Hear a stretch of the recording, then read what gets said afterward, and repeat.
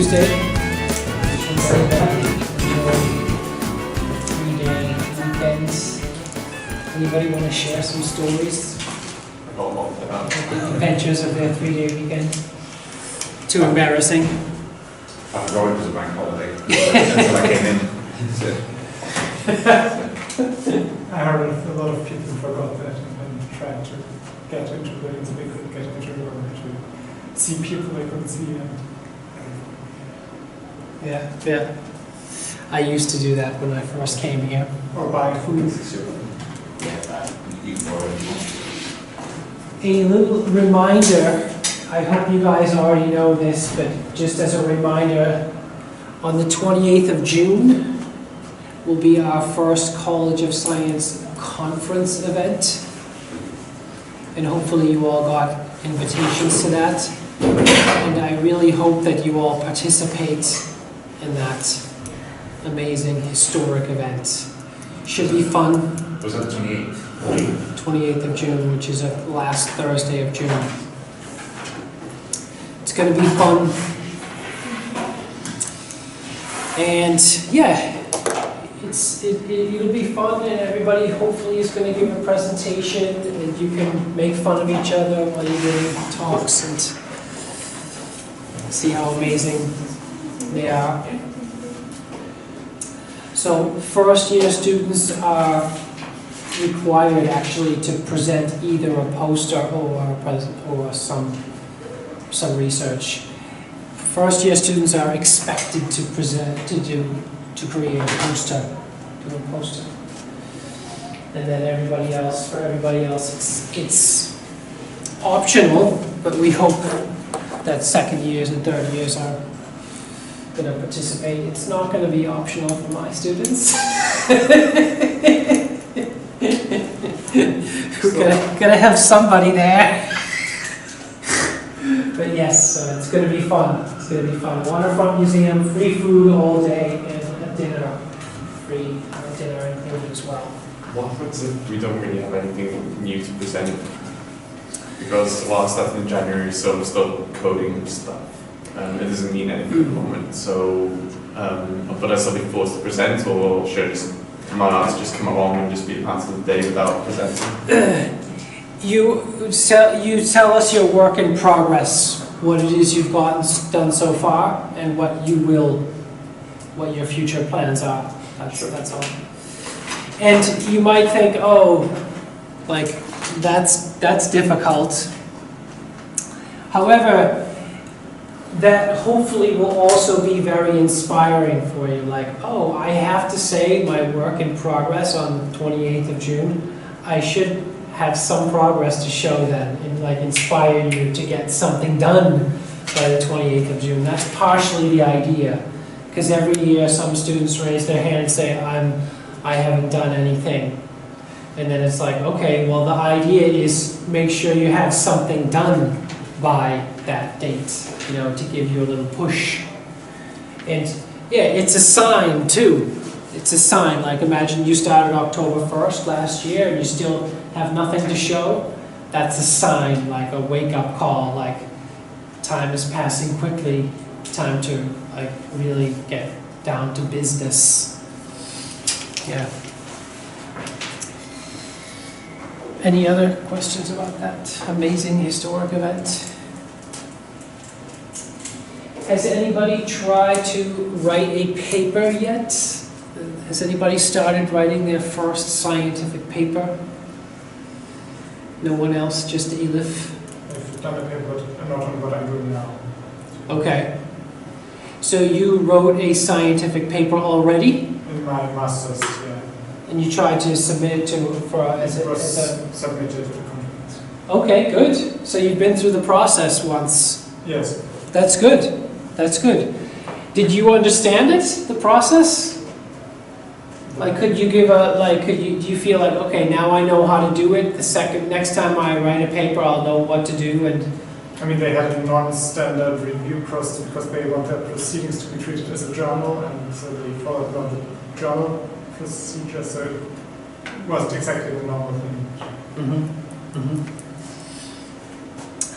Okay, so everybody has to start somewhere. This could be called like writing research papers 101 or writing a scientific research paper for beginners.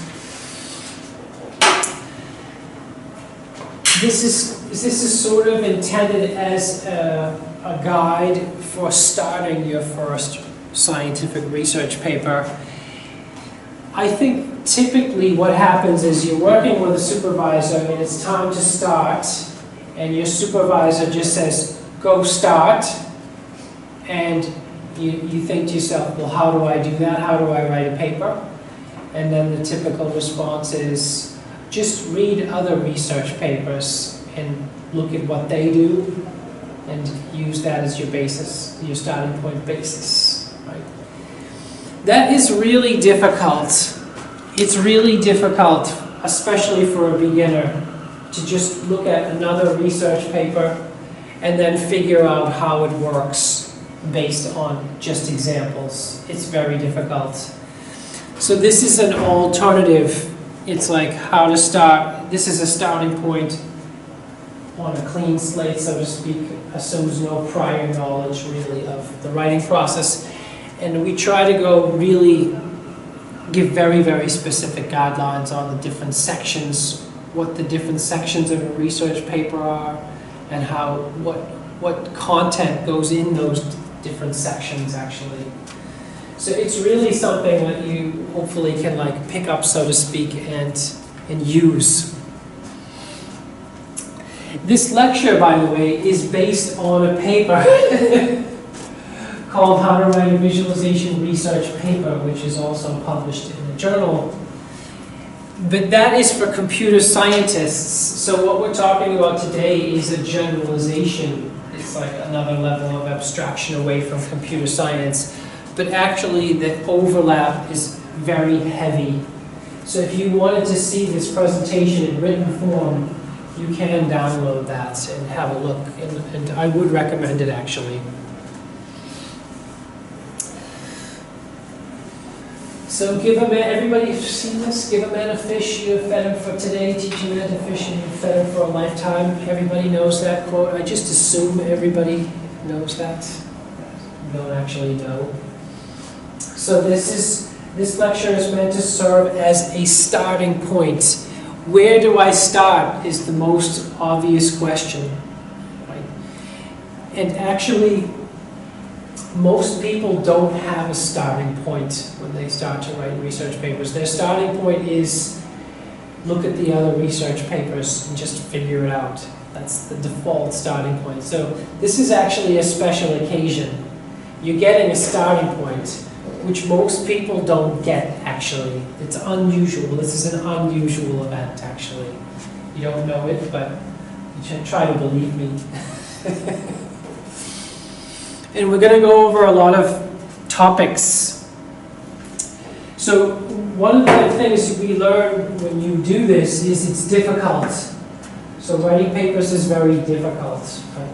And guidelines, finding good guidelines and instructions is also very difficult, especially for science. There are very few starting points for scientific research papers in terms of like how to write this. And some caveats are, this is not a substitute for experience or your supervisor. You can't like avoid your supervisor this way. So it's to answer that question, where do I start? How do I start? Where do I start? That's what today is about. And we're going to look at the different sections, section by section, with a special focus on the structure and what goes in each section. Right? And we're going to try to hit a lot of topics, actually. And this is kind of what a paper looks like.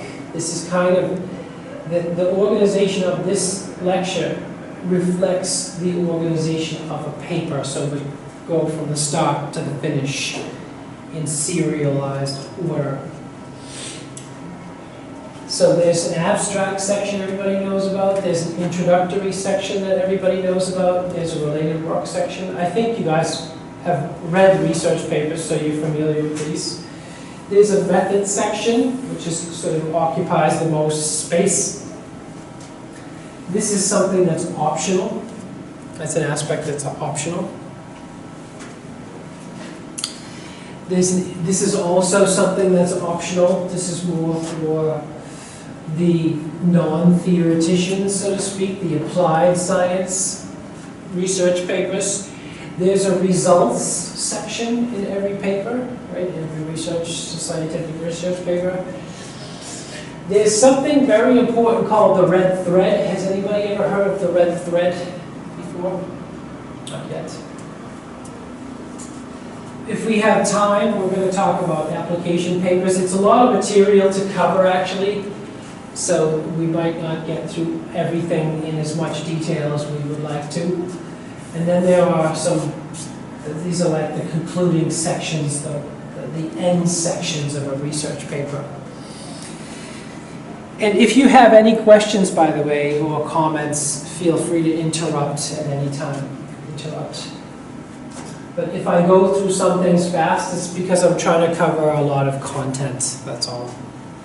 It's probably, maybe what I can do is if I run out of time, I just finish the rest in another lecture, like part 2, something like that. We'll just see how it goes. So everybody's familiar with an abstract, and or reading an abstract of a paper. Now, where do you actually start with writing a research paper? In my opinion, there are 2 starting points. One is writing the abstract of your paper. You can start with the abstract. But you can also start with the related work section, because it takes time to write the related work section. So both of those are starting points. For the purposes of this presentation, we're going to start with the abstract, even though the related work section is a fine starting point too. So how do you write a scientific abstract? That's what this slide tries to answer. So your scientific abstract is usually 6 to 12 sentences. You can think of that as a very rough guideline. You want to check these 4 boxes in your abstract. What is your research topic? Like sentence number 1 or 2, 1 and 2. Sentence numbers, the next sentences. Why is what you're talking about important? That is in the abstract. Then you have to quickly and succinctly describe what's new. What have you done that's new in your abstract? And the final bit is how you need to describe the benefits and the advantages that your results, like what are your results and what benefits and advantages do they bring. So that is the recipe for an amazing abstract right there. It's broken down to you almost at the sentence by sentence level. So you can think of like 2 sentences for identifying the research, the what, 2 sentences for why, 2 or 3 sentences on the novelty, and 2 or 3 sentences on the benefits and advantages of your results. Elif? Okay, so you know that I'm working on the survey paper. Yes. So what is the novelty, like what I'm going to describe in Yep. this part? Good. That's a very good question. What's new? So Elif is working on a literature survey, which is very typical for first-year students, right? To work on. Everybody here is working on a literature survey. Yeah. It's a great thing to work on in your first year. And if you want to publish a literature survey, you must do something new. That is a publication. It has to be, you have to be doing something that nobody else has done before. So what is your contributions are the first survey paper on visualization for education. That's one of the contributions because it hasn't been done before. You've seen other surveys, related surveys, but not really targeted at visualization for education. The other Another contribution is the novel classification, so you're introducing a novel classification of the literature on that topic that nobody else has done yet. Yeah. And as a very generic third kind of contribution, you could say it's a very valuable starting point for anybody that's interested in this topic to get an overview of the literature on this topic. So there's a very common contributions of that. Actually, that last one fits into the benefits and advantages. Right? Another, if I practice reading your mind, you might be wondering what are the benefits and advantages. So the overview and starting point is another one.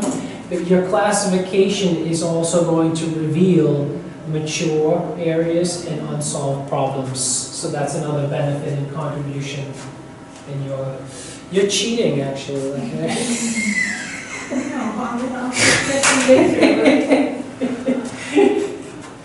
So you might say, I'm getting psychic waves today. It's like powerful today. You might be thinking, that's impossible. I haven't written the paper yet, I haven't done the experiments yet, I haven't finished the work yet, like you mentioned. So I can't write the abstract. Right? Some of you are thinking that, aren't you? That's what my psychic powers are telling me right now, or a common thought. I respectfully disagree. You can still write a draft abstract even when you're not finished. You can start here, actually. What is it that you imagine that finished product to look like? What do you want your finished product to deliver? What is it going to look like? And that's what the abstract can say. Even though you haven't finished, maybe you're in the middle of an experiment, maybe you haven't even started your experiment yet, or your software implementation or whatever, you can still write the abstract and say, this is the plan. You can write it in the present tense as if you've already done it. But you should have, here's the thing, if you have no idea what you're going to write in the abstract, then you have no idea what you're actually doing, what you're actually working on. So that's a wake-up call too, to say, okay, what is it that I'm actually working on? What is the novelty of my work? Like if you don't know the answers to these questions, you want to find out and have a good discussion with your supervisor. What am I doing? Why am I doing it? What's the novelty? And what are the expected results? Like, you want to have that conversation. That's the information that goes in the abstract. And if you can't write the abstract, it's a sign that you need some more homework. Like, you need to find out the answers to those questions. So that's why I say it's such a great starting point, because now you discover the fundamentals of what it is you're working on, actually. So you have an abstract section. You also have an introduction section. That is the first section of a research paper. What goes in there? So when you have the introduction section, actually that section should be called motivation. The word introduction is useless.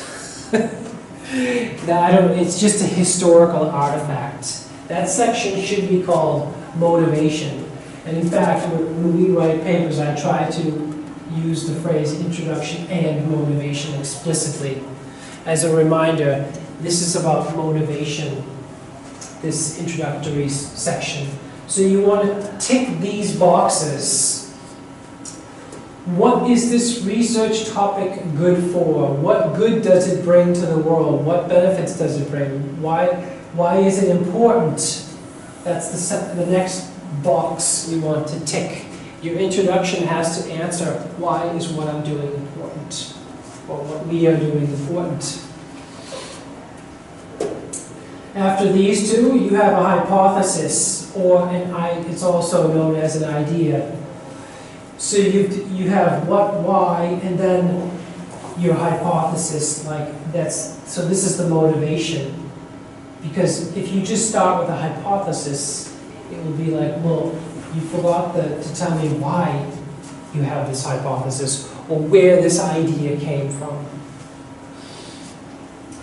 Then it looks similar, by the way, you can see this pattern is similar to the abstract. Then after your hypothesis, you describe the novelty, benefits, and advantages of the research that you are about to present. That's the getting towards the end of the introduction. And I encourage everybody to think of an actual bulleted list of contributions that your research paper makes. This is a very, very common area of trouble. Like a reviewer will comment and say, I don't understand the novelty or the contributions of this research paper. They'll criticize things that aren't the focus of your paper. And then you might think, well, that reviewer didn't understand my paper. Well, that could be true, but it's on your shoulders, it's your responsibility to convey very explicitly what you think the novelty and contributions of your research paper are, and that's why this says a bulleted list. So there's no misunderstanding. Then you can wrap up the introduction section with challenges. What are the challenges that you need to overcome in order to bring these amazing results that you're about to give to the world? That's a great way to. And then the final paragraph is how the rest of the paper is organized. So that is really a blueprint right here for an introductory section. You check these boxes. Paragraph 1, 2, 3, 4, 5, 6, 7. 7-paragraph introduction right there. Maybe some of them can be combined, but as 7 aspects. So the best introductions have these elements. I'm getting another psychic reading that says, Bob, I've picked up many research papers that don't have, they're missing, there's no bulleted list of contributions, or there's no mention of any challenges. And that's true. That's true.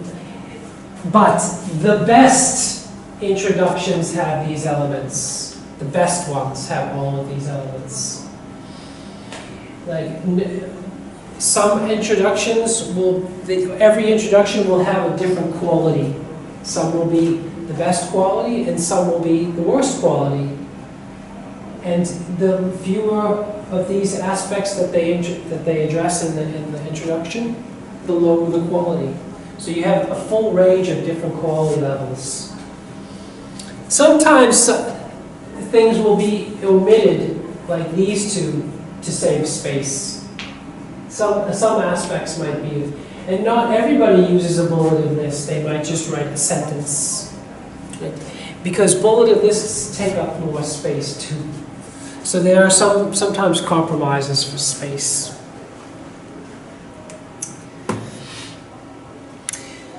This is a special slide just about that contributions and novelty aspect of your research and in the introduction.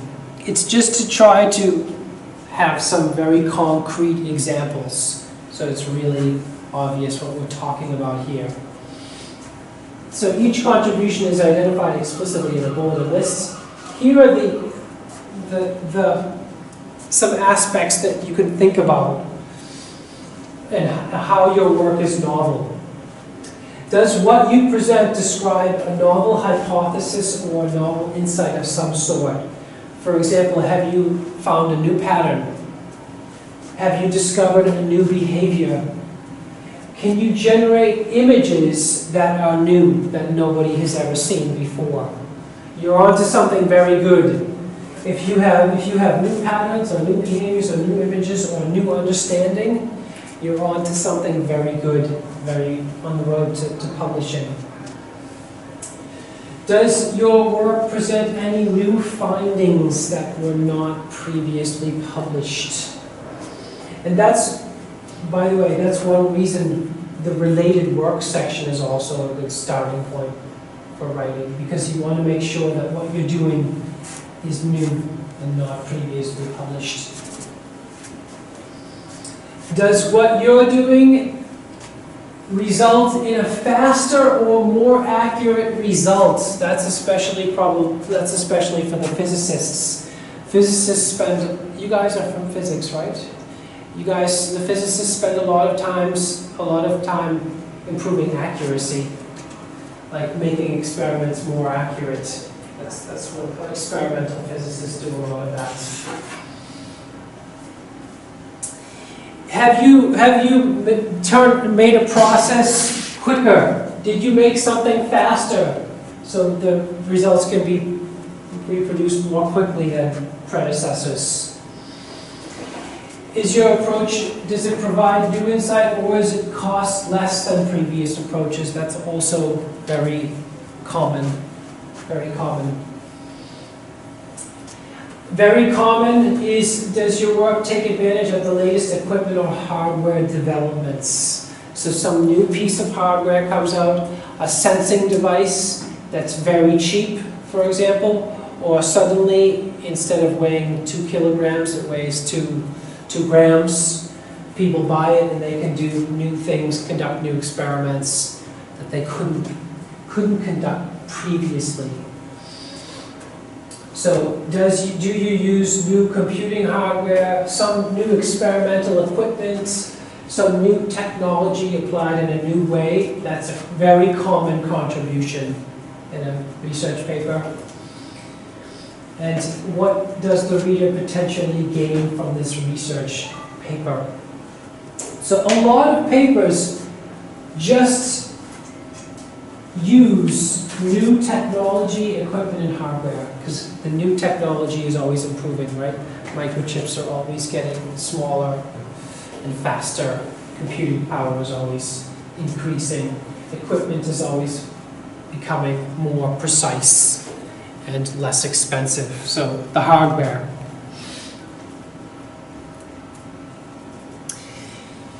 I'm going to mention briefly titles, paper titles. So paper titles, how do you choose a paper title? That's a common question, by the way. I'm just going to give you my opinion of it. So all papers, all research papers in the world are referred to using 2 to 3 words. When you are talking to another person about a research paper, that research paper will be referred to using 2 to 3 words. That paper on this. Did you see that paper I sent you on this? Did you see the blah blah paper? Did you see the blah blah blah paper? That's 3 words. Because it's only 2 to 3 words of the title that anybody can remember. So when you read a paper, you can only remember 2 to 3 words in the title, or 2 to 3 words that describe what the paper is about. That's how people remember them, and they describe papers that way. Therefore, you want a title that's 2 to 3 words, ideally, so your paper title is very easy to identify. I'll just give an example. There's one of the most famous computer science papers is called the Marching Cubes algorithm. Perfect paper title. It's just called the Marching Cubes algorithm. And it's one of the most cited papers in all of computer science, partially because of its title. When anybody says, have you seen the Marching Cubes paper? Bam, everybody knows that's the one. Like, very easy to convey verbally at a conference or at a meeting which paper you're talking about. Now, you might be thinking, Bob, that's impossible, though, to come up with only 2 or 3 words that describe the amazing research I'm doing. That conflict is resolved with the title-subtitle combination. So you have a main title that's 3 words, and then you have a subtitle that's longer and more descriptive that everybody forgets. But it adds the description that you're so dying to convey in the paper title. So the detail, the conflict between conciseness and descriptive is resolved with title and subtitle combination.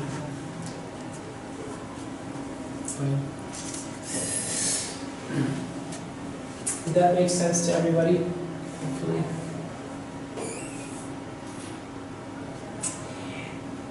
As a minimum requirement, I recommend you will allocate at least 2 months of time between the start and the deadline. And you'd have a first draft a minimum of a month before the deadline, actually. That's my recommendation on temporal planning. Anybody here use LaTeX? Okay, good. Which department are you in? Bioscience? Bioscience. So bioscience doesn't use LaTeX. Which department? Computer science. Computer science, okay. LaTeX is very, very high quality software for writing research papers, just in case you're interested. And I have a graph here, and it's about the title, the length of titles versus how often the papers are cited. And so you can see that the shorter titles get cited more often. There are a few exceptions, but there's kind of a slope here. And I can say from experience that the short, even if a paper has a long title, it will always be referred to as using 2 to 3 words. So that's just a golden rule. I don't have a science. It's because the human brain only holds 5 objects in memory, the short-term memory, at a time. That's. Did you make the graph? I didn't make that graph. Okay. No. Otherwise, I would have asked where you got the raw data. I should cite my sources. I might cite my sources at the very end. Hold on, let me see. I just Googled like paper. There it is. Oh, yes. There it is. The advantage of short paper titles. I just Googled like paper title length versus citations and got those images. But if you want a full reference, there it No, I is. was more interested in how to get that sort of raw data. How to get that raw data? I don't know how to get that raw data. Have a look at this paper, Yes. and maybe they describe Yes. how to get the raw data. I don't know. I don't know. Using some digital libraries, maybe Google Scholar.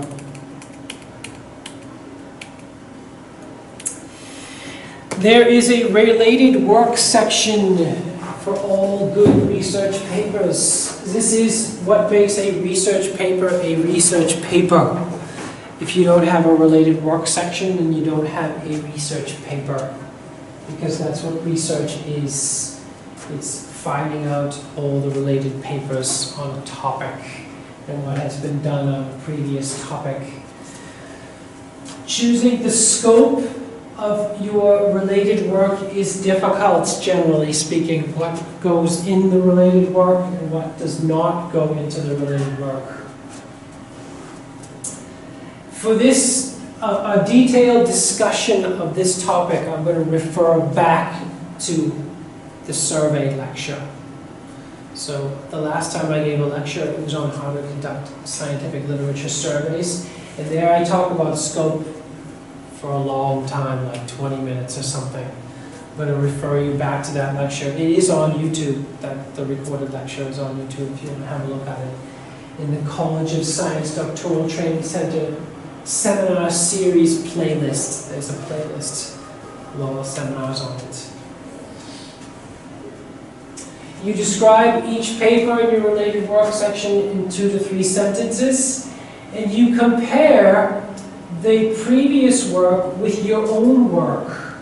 You're saying, how is your work different from the previous work? You have to mention that. And there's some subjectivity. This is not a 100% objective process. I guess there is no such thing as 100% objective. But it is interesting to know that you can influence who reviews your paper with the citations. So a very common way to assign a reviewer to the paper is just to look at the references to say, okay, I need to find a reviewer for this paper. This is after it's been submitted. I'm going to look through the references to see who did they cite, who's going to be familiar, who's going to be a good person to judge this work. So including and not including people can influence where it goes. Now influence, this is very non-deterministic, by the way, very non-deterministic. And use names, not just numbers, to cite previous work. Use actual people's names. Those are people that did the previous work, not machines or robots. People like to see their names. It's like a kind of respect. And if you're lucky, you will meet those people. You'll meet them face to face. And you'll make them happy because they're going to be the ones reviewing your paper. So if they see their own name, you will elevate their mood and they'll be more likely to accept it than reject it. And just as a side note, there is previous literature on the topic of how to start writing scientific research papers, but a lot of the previous literature focuses on all the mistakes that you can make while writing a scientific research paper. You know what I mean? Like, here are the top 10 mistakes that people make, as opposed to giving you a starting point. Here's a starting point. It's like, here's what not to do.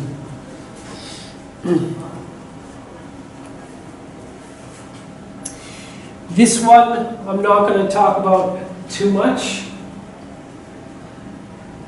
because I talk about it a lot in the survey, how to do a literature survey in the last lecture.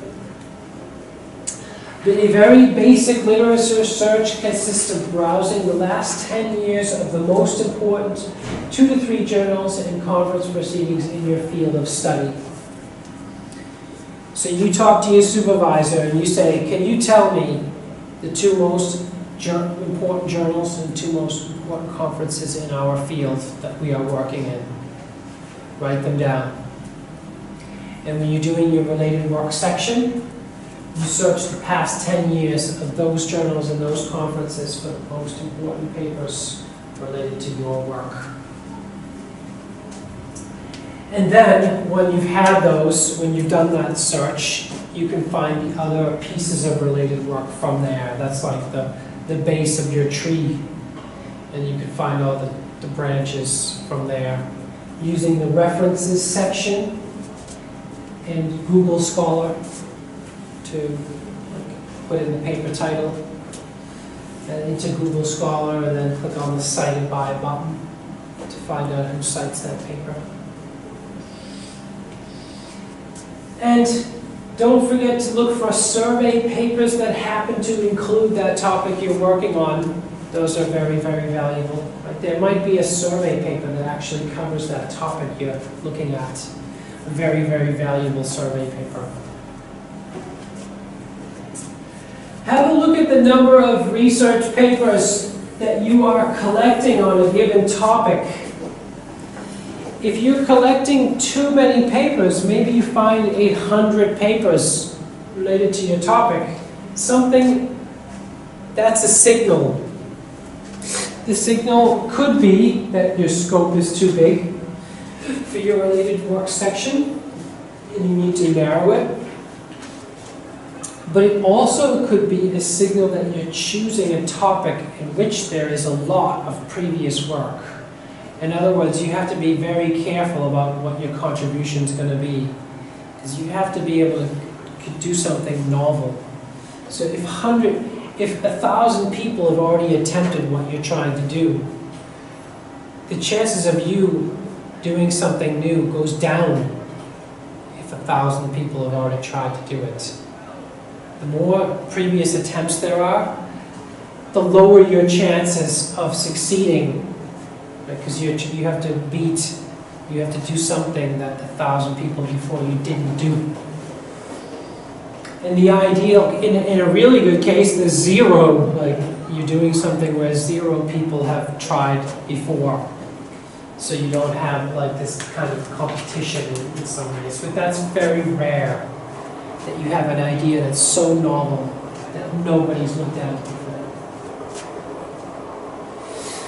By the way, in collaborations, maybe you're not familiar with the previous literature, you can ask other people. Like, I'm looking for previous literature on this topic. Can you make any recommendations?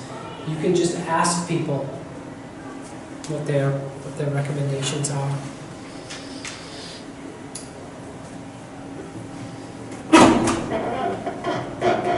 Suddenly it's getting warm, it seems. Lots of information in this lecture, isn't it? You didn't realize how much stuff is going on when you write a research paper. We're only 1/100th the way through.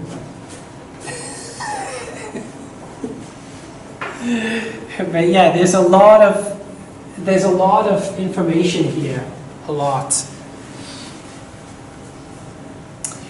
So you have your abstract, you have your introduction. In computer science, the next section is the related work section. That's not a universal rule, by the way. I'm saying that because I have a computer science background. Do you guys happen to know in physics if that's the rule? Introduction, then related work? As far as stuff I've done before, it seems to be different people are flexible depending on what they're trying to do, what journal they're trying to go into, etc. Yeah. So in some fields, the related work section is not the third section. It's like near the end. In computer science, it's the third section. Then there's the methods section. So this is that experiment that you conducted that produced some new knowledge that you're trying to describe. So in bioscience, it's usually an experiment. In computer science, it's usually some software, building some software, or introducing some computational model. In geography, there's nobody here from geography, right? It's often case studies, or surveys, or collections of evidence, examples. In mathematics, it's often a novel proof. Actually, in mathematics, it can also be the software. In physics, it's often a novel experiment. This is the main focus of your paper, right? The method section. It might not be called method, by the way. That's just a very generic name that tries to cover this idea that's common, the common thread to all the topics in science. But it's the main focus.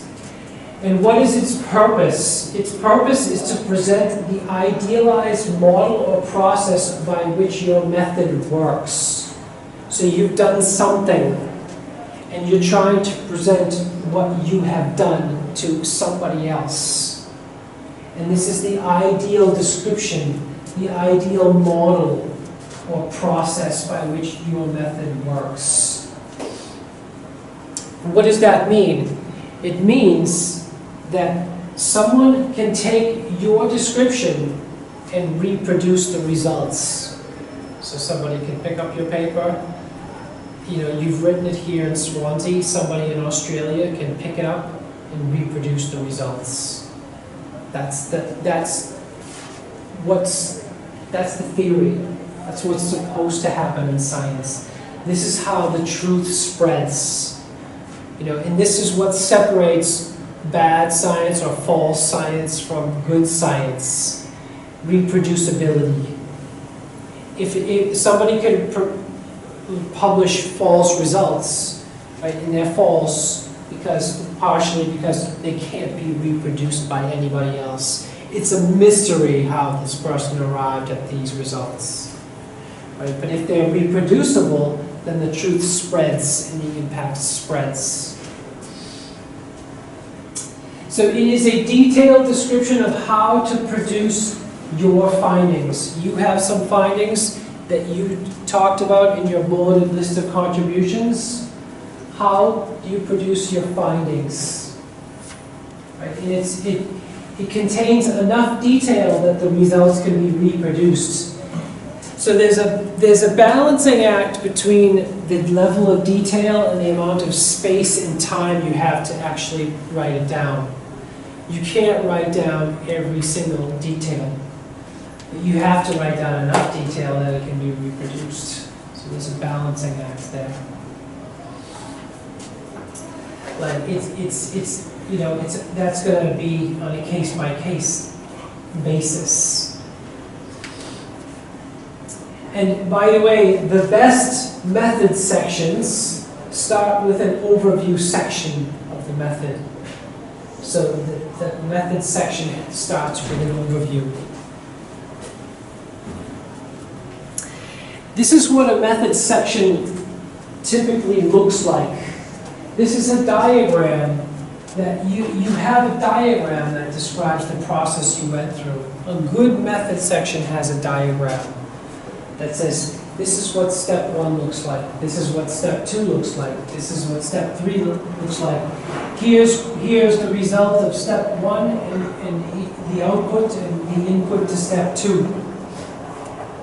So you have a diagram of the process, so somebody can get a summary of your process quickly and easily. In the diagram, it's broken down into stages.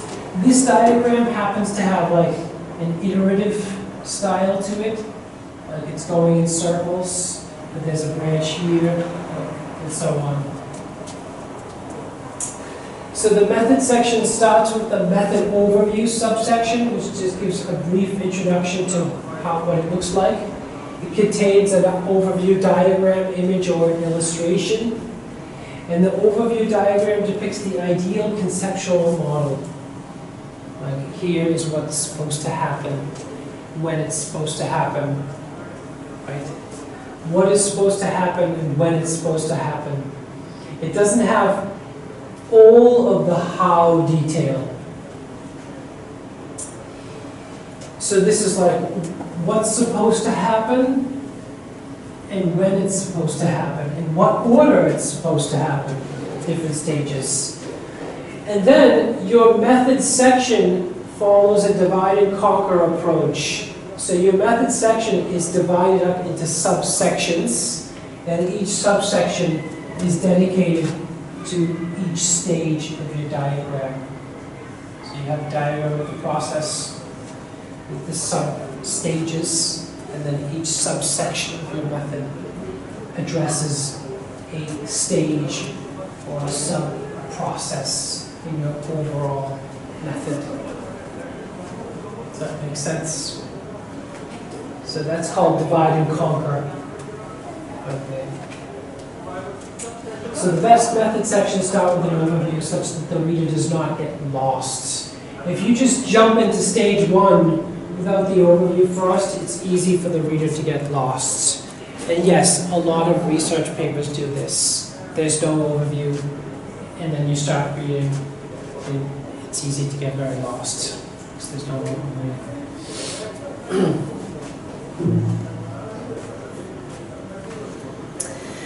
Method parameters. So you have a process, and that process has parameters. That means variables that influence the outcome of your experiments or your method. New methods and systems introduce new parameters, and they're also called dependent variables. In bioscience, you have things like experimental values, a special temperature, a special pressure, a special frequency, or a special concentration of a fluid. Those are all parameters. In computer science, you have special threshold values, special distances, special min and max values for your software algorithms. In geography, you have special places, special times of the day, special times of the year, special environmental conditions. In mathematics, you have special boundary conditions, initial conditions, special formulas, and special parameters and variables to those formulas. In physics, right, for experimental physics, you have special experimental values, special velocities, temperatures, pressures, similar to experimental bioscience. Your methods section, a good methods section, identifies the important dependent variables and then discusses them, their influence. So you identify, explore, and discuss these special parameters. And you illustrate the effects of those parameters. For example, you illustrate the range of parameter values. Show the effects of the minimum value, the average value, and the maximum value. What happens? Like, what happens to your experiment at the lowest temperature, at the correct temperature, and at the high temperature, a temperature that's too high, or too low pressure, too high pressure, the correct pressure, or the minimum value of the threshold, and so on. That's the idea. By the way, some research papers, a lot of research papers, this is the only thing they are. An exploration of parameter values. Actually, that's all they are. Like, here's a special parameter, and we've conducted a series of experiments that we just changed the range of this parameter, and that's the whole research paper. And we're doing that right now, by the way, in computer science. We're doing an experiment in computer science, Liam McNabb's, where the user looks at a map, and each territory on the map has a color. And what's changing on that map is the size of the areas. So it was just simply asking the user, okay, how small of an area can the area be before you can't distinguish what color it is anymore? So the dependent variable is the size of the areas and their color. And all we're doing is varying the size to find out where does it become no longer perceivable, where the user cannot identify the correct color. That's the whole paper, like in two-sentence summary. Like, so that's a parameter. We're introducing a parameter. We're studying one parameter, the size and the color, or the two parameters. And then all we're doing is finding out what happens under different sizes. The whole paper.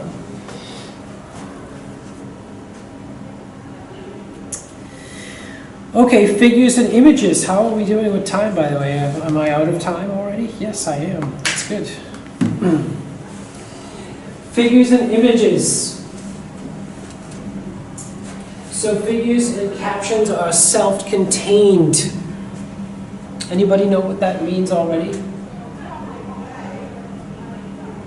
Anybody know what that means? To read the text to make sense of it. Well done. That's right. You can see the image in the figure, read the caption and understand it without having to read the text.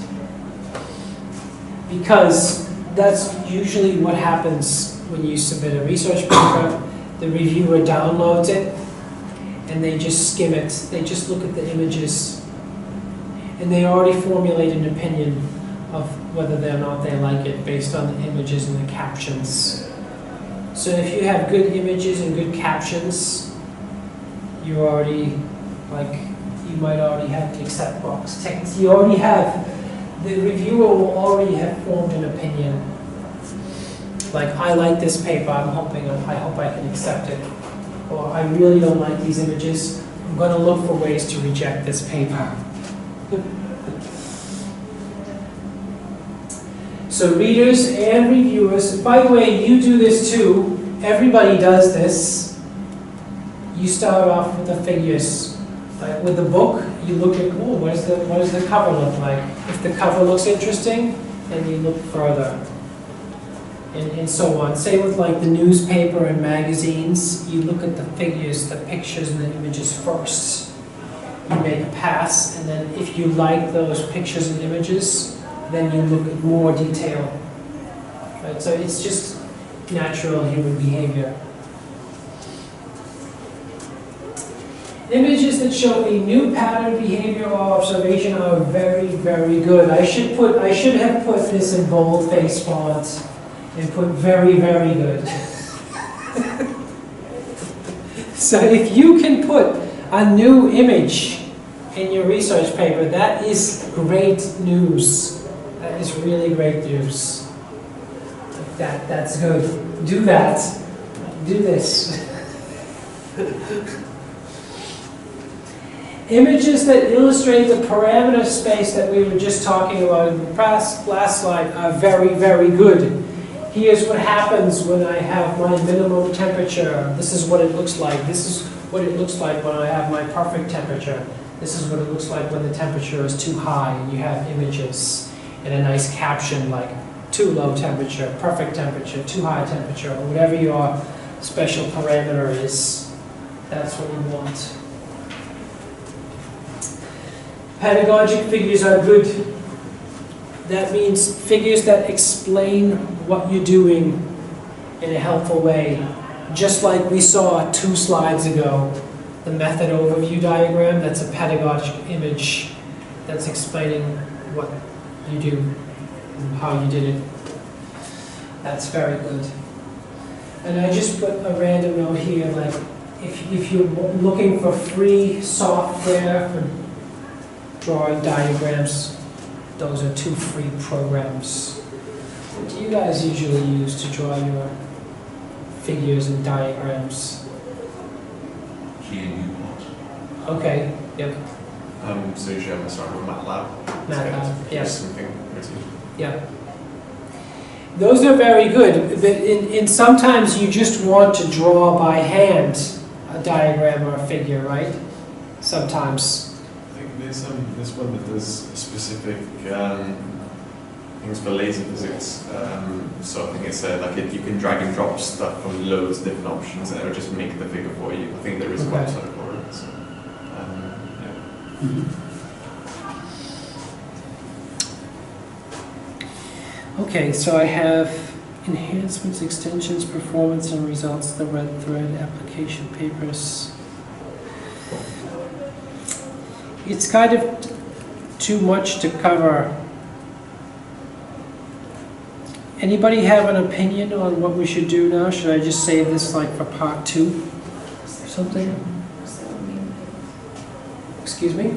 To split that in. Split it into 2 parts? Because it's a lot of information. So maybe we'll do part 2 next time. What do you guys think? Sure. Yeah, because it's a lot of information.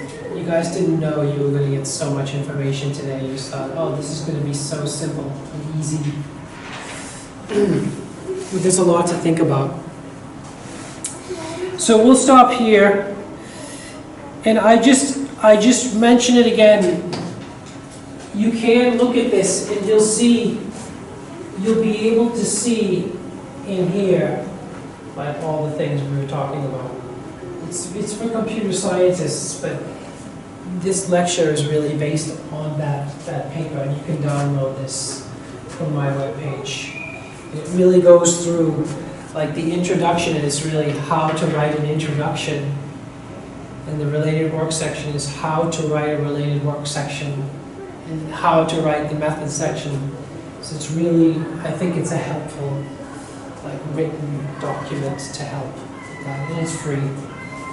So that helps too. Okay, any questions? Yeah, don't forget to sign up.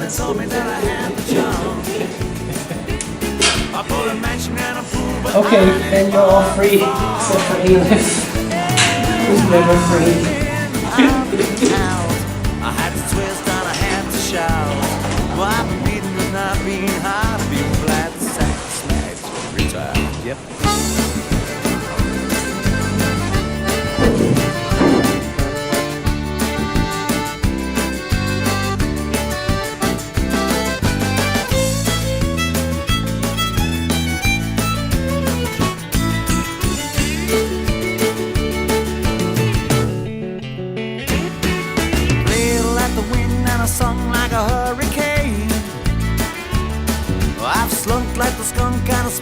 like a diesel train.